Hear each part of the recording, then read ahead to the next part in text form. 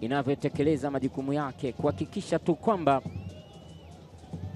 Vivian na Gentrix hawatakuwa na madhara haya. Elizabeth tena anaweka kule, anaweka ndani ya nyavu. Simba wanaandika bao. Simba wanaandika bao, wanaandika bao la kwanza. Safu ya ulinzi ya timu ya Yanga ikiongozwa na Agnes Sewe na Igwe wana jukumu la kuhakikisha Gentrix Shikango afanye madhara, lakini wanamduaza Edina Lema, kocha wa timu ya Yanga. Bila shaka kuna namna ambavyo wanaendelea kufanya tathmini na kutafakari. Ulipigwa mpira mrefu ambapo Igwe alishindwa kwenda kucheza ule mpira. Elizabeth akaweka majaro ile.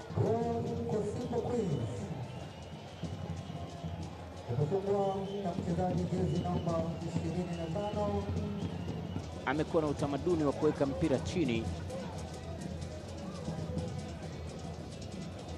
Aisha Juma unawekwa sasa, jaribu kucheza tena nafasi hiyo, unawekwa ule mpira moja kwa moja, anacheza, anaweka ndani ya nyavu. Bao la pili, Simba wanaandika bao la pili. Aisha Juma baada ya kuchezwa na mlinda mlango Lita Akerekol, unamkuta katika nafasi nzuri na inafanya Musa Hassan Mgosi aendelee kujisifu uwezo wake wa akili na kuacha majuto kwa mlinda mlango Rita Akerekol. Mpira ambao kwa namna moja ama nyingine ulipigwa na akacheza mlinda lango, unamuweka katika nafasi nzuri kabisa Aisha Juma